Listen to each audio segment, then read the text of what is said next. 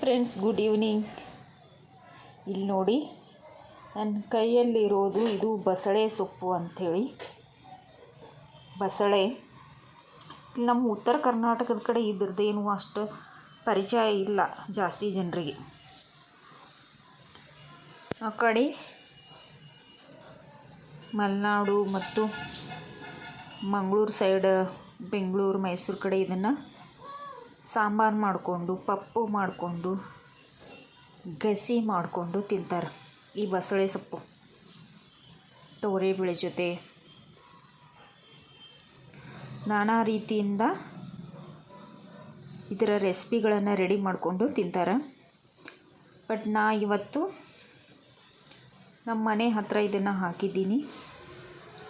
ಇದರ ಒಂದು ಸಾಂಬಾರು ಮಾಡಬೇಕು ತೊಗರಿಬೇಳೆ ಜೊತೆ ಅಂಥೇಳಿ ಇದನ್ನು ತೊಗೊಂಡು ಬಂದಿದ್ದೀನಿ. ಸ್ವಲ್ಪ ಪ್ರಮಾಣದಲ್ಲಿ ಮಾಡಿ ಮೊದಲ ಬಾರಿಗೇ ಇದನ್ನು ಯಾವ ರೀತಿ ಆಗುತ್ತೆ ಅಂತ ಟೇಸ್ಟ್ ಮಾಡಬೇಕು ಅಂಥೇಳಿ ಇದನ್ನು ತಂದೀನಿ.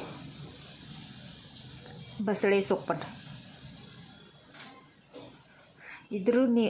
ಇದರ ಒಂದು ಪರಿಚಯ ನಿಮಗಿದ್ರೆ ಕಮೆಂಟ್ ಮಾಡಿ.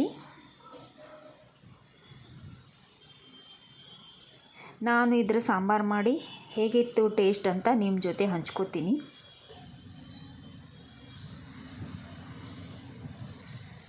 Thank you.